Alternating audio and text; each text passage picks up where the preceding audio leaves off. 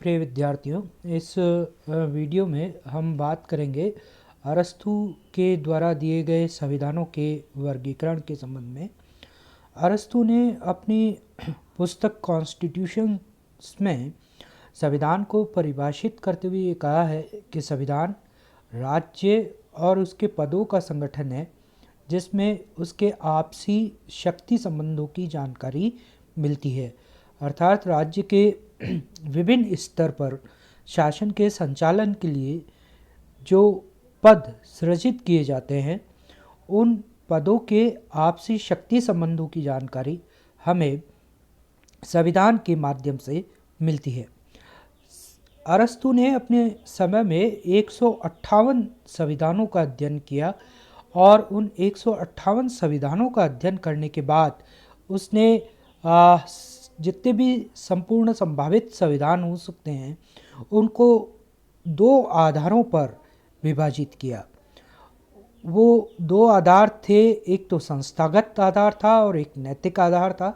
संस्थागत आधार ये था कि शासक वर्ग की संख्या या सत्ता का वितरण कितने लोगों के बीच में किया गया है, और दूसरा आधार था शासक वर्ग का उद्देश्य या उसका हित क्या है। अगर हम इस स्लाइड को अगर आप ध्यान से देखें तो आप देखेंगे कि दो आधार जो उसने लिए अरस्तू ने संविधानों के वर्गीकरण का। पहला आधार था शासक वर्ग की संख्या, यानी संस्थागत आधार जो उसने लिया कि शासन जो है वो कितने व्यक्तियों के हाथ में है, सत्ता कितने व्यक्तियों के हाथ में केंद्रित है। अगर वो या तो वो एक व्यक्ति का शासन होगा या एक समूह या कुछ व्यक्तियों का शासन होगा या फिर जनता का शासन होगा। ये मोटे तौर पर ये तीन ही विभाजन शासक वर्ग की संख्या के आधार पर हो सकता है। एक व्यक्ति का शासन होगा या कुछ व्यक्तियों का शासन होगा या एक समूह का शासन होगा या फिर जनता का शासन होगा। अगर दूसरा जो आधार उसने लिया वो नैतिक आधार था कि शासक वर्ग का उद्देश्य और हित क्या है। दो उद्देश्य हो सकते हैं शासक वर्ग के, एक तो वह शासन सत्ता का इस्तेमाल स्वयं के हित में करे और दूसरा वह शासन सत्ता का इस्तेमाल जनता के हित में करे।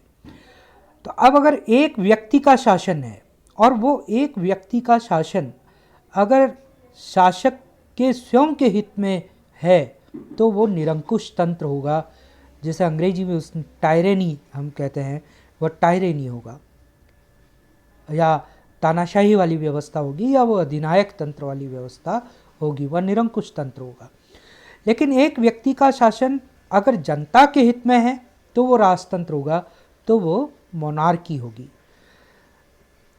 फिर अगर कुछ व्यक्तियों का शासन है और वह कुछ व्यक्तियों का शासन स्वयं के हित में है, शासक वर्ग के जो व्यक्ति शासन कर रहे हैं उनके स्वयं के हित में सत्ता का इस्तेमाल हो रहा है, तो वह धनिक तंत्र या ओलिगार्की होगी।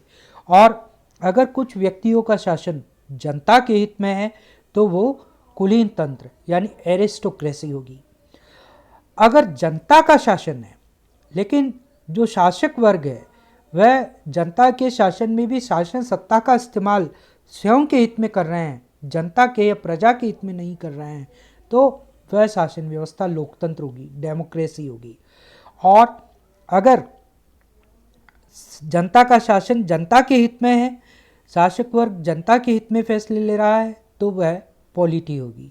तो इस तरीके से उसने कुल 6 तरह के 158 संविधानों का अध्ययन करके कुल 6 तरीके की मोटी मोटी शासन व्यवस्थाएं हमारे सामने रखी।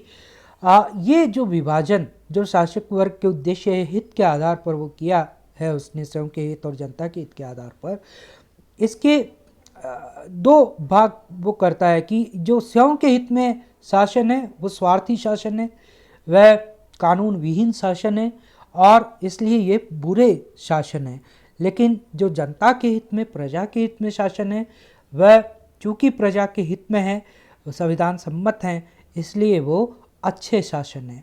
इस प्रकार अगर आप इस विभाजन को देखेंगे तो अरस्तू भी अपने गुरु प्लेटो की तरह लोकतंत्र को एक बुरी शासन व्यवस्था के रूप में ही देखा है। वह उसे भीड़ तंत्र के रूप में देखता है, जिसमें शासन जो है वो वास्तव में भीड़ का शासन होता है। वह भीड़ जिसका कोई मुखौटा नहीं होता, वह भीड़ जिसका अपना कोई दिमाग नहीं होता। ये इसलिए अरस्तु लोकतंत्र को बुरी शासन के रूप में देखता है। उसका जो आदर्श शासन है वह पॉलिटी है। पॉलिटी क्या है? अ, जिसे उसने अपनी किताब में एपिस्टीम पॉलिटिके कहा है। एक्सट्रीम पॉलिटिकल सिस्टम है उसका, वो पॉलिटी है। पॉलिटी क्या है? पॉलिटी कुलीन तंत्र और धनिक तंत्र के मध्य का एक औसत है। ये मध्यम वर्गीय शासन है जिसमें कुलीन तंत्र और धनिक तंत्र के बीच की का मार्ग ढूंढने का प्रयास अरस्तु करता है। इसमें एक तरफ धनिक तंत्र की धन भी है, तो दूसरी तरफ आज़ादी, व्यक्ति की आज़ादी का मिश्रण होता है।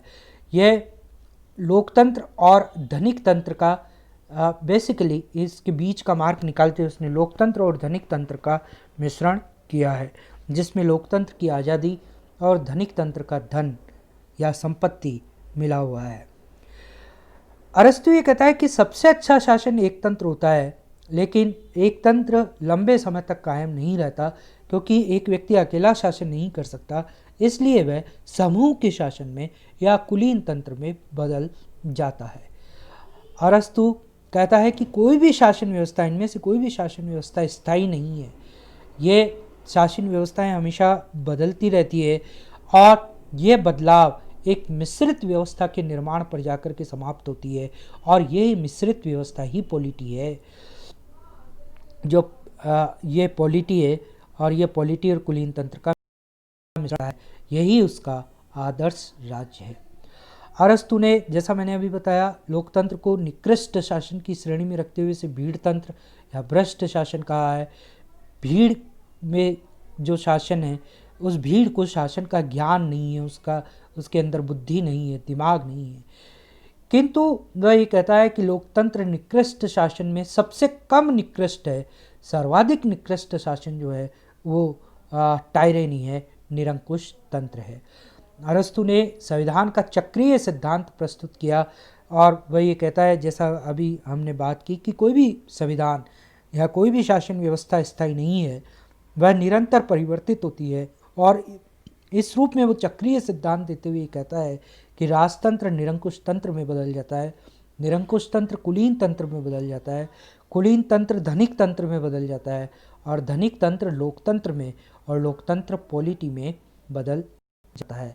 यानी जो राजा, एक राजा का शासन है, वह राजा जब अत्यधिक शासन का सत्ता का इस्तेमाल करने लगता है तो वह निरंकुश हो जाता है, निरंकुश तंत्र में बदल जाता है।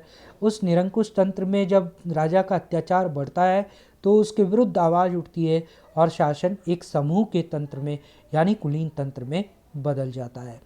कुलीन तंत्र भी धीरे धीरे भ्रष्ट होता चला जाता है, तो उसका शासन धनिक तंत्र में बदल जाता है, और धनिक तंत्र के विरुद्ध फिर जब आवाज़ उठती है तो लोकतंत्र की स्थापना होती है, और लोकतंत्र अंततः पॉलिटी में परिवर्तित होता है।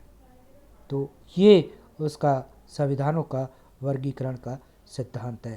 Thank you.